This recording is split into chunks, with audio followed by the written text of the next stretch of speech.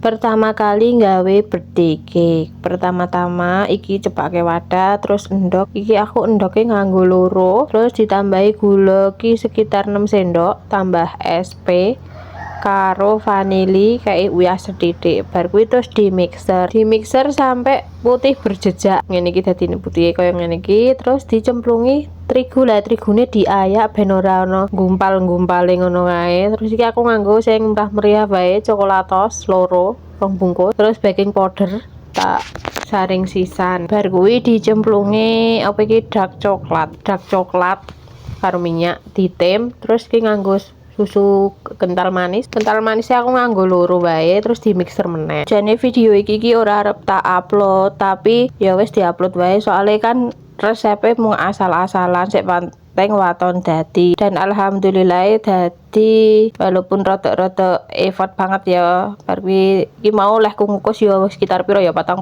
menit, tapi iki dialasi nganu serbet ben ora netes banyune, soalnya aku kan nganggo dandang sing biasa. Dan hasilnya ya lumayan tidak mengecewakan. Terus iki tak hias tipis-tipis soalnya anakku kan ulang tahun, terus gawe dewi eksperimen. Terima kasih, silahkan nek ajeng recook monggo.